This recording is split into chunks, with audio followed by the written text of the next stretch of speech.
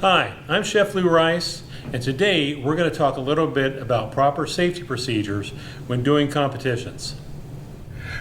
Judges may love your food, they may not like your food so well, but they can't argue with good, proper sanitation. It is very important that you stay safe in the kitchen. It's very important that you work in a safe manner and provide safe food. There's about 50% of the points that are available in most of these competitions that come from the back of the house. So you want to make sure you get all of those points. So first things first, you got to wash your hands. And you wash your hands a lot.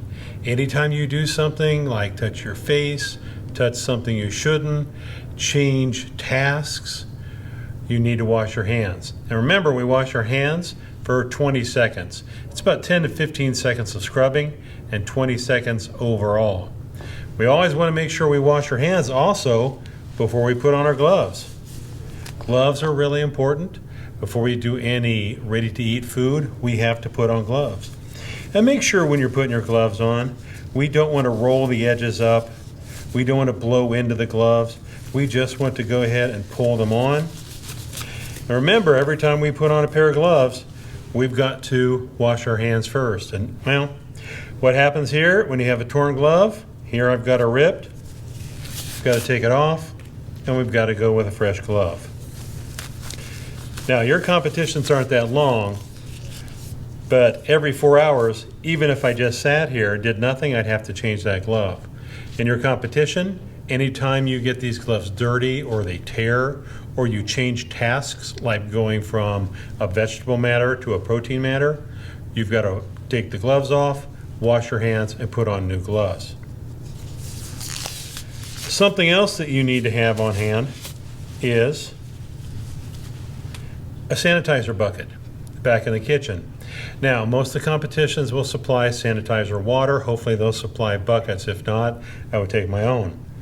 You need to have sanitizer at the proper strength and a towel inside of that. Then that should be underneath your work surface. Now, keep using this bucket until the water starts to get dirty, or if you use this bucket to wipe up, say, chicken or steak or beef or protein, then change your bucket out, get a fresh one. We want to make sure this stays nice and clean. We want to make sure to keep our towel in the bucket. You've probably heard of something called cross-contamination, where we take something bad and put it on something good. That's very simple to do with dirty towels. If I have a dirty towel that I have wiped up a dirty cutting board with, and then I just let that towel sit there, all the germs that were on that cutting board now are on that towel. Then when I use this towel again to say wipe off my knife or wipe my hands, cross-contamination. So we want to make sure we keep that towel in the sanitizer liquid. It is acceptable to have a clean, dry wiping towel, and this is going to be the towel that we use for the final wipe around our plate. That's fine to use. However, when this starts to get dirty or filled with food, you want to discard it and get a clean one. Something else for safety is make sure you have a good thermometer. Make sure that thermometer is calibrated. And the two ways to do that, we can do ice water. We take our thermometer, put it in the ice water, it should be 32 degrees. Or we can do the boiling water method, where we carefully put our thermometer into the boiling water and it should read 212. Make sure that you do a calibration on your thermometer before you get started in the competition. Because if you're doing something like chicken, we want to make sure it hits at 165. The thermometer is the best way to do it. So have a good thermometer. Also, after you use the thermometer, make sure that you wipe it down with your sanitizer before you put it back into the sleeve, to prevent, once again, cross-contamination. Next thing is proper knife safety. Nothing ruins a competition, in all honesty, like somebody getting hurt. So you want to make sure that you're following proper knife safety. If you're going to walk with a knife, we walk with our knife down at the side. We don't ever walk with a knife pointed out. We don't point with a knife. We don't do anything with a knife that we don't want something cut.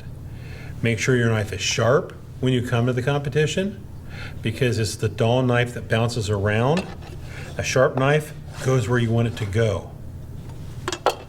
Make sure you use proper cutting techniques and keeping your fingers out of the way. So keep your fingers pulled back and your thumb tucked in. Keep your knife on the cutting board and nice, simple cuts. Now, also want to point out at this time, another thing that judges in the kitchen are going to be looking for is good organization, mise en place, and cleanliness. So I have scrap here, scrap that I can't use. I'm going to put it in the trash, and I'm going to have a trash bin either beside me, or if they want to weigh your trash, a trash bin in front. Don't let it hang out on your cutting board, because if you get too many different things on your cutting board, it's more likely that you're going to make a mistake and cut something you shouldn't. So we want to keep everything nice and organized. Once again, if I can use parts of the scrap for my sauce or for another dish, do that. Judges love to see that, right? But be very time efficient with your cuts.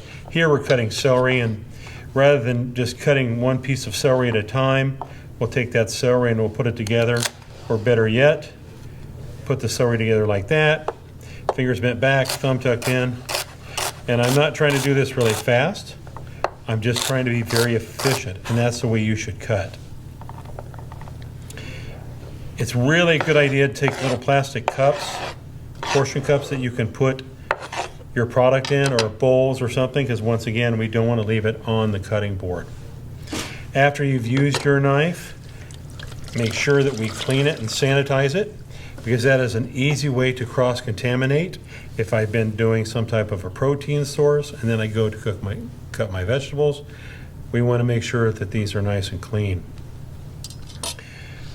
Finally, I want to tell you, you want to make sure to cook your food to the proper temperature.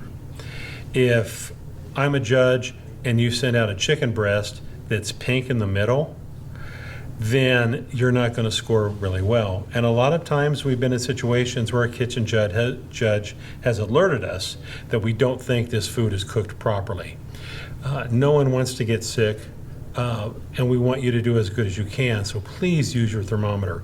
Know your temperatures. Know what you have to cook your steak to. Know what you have to cook your pork to, and your chicken, and your fish.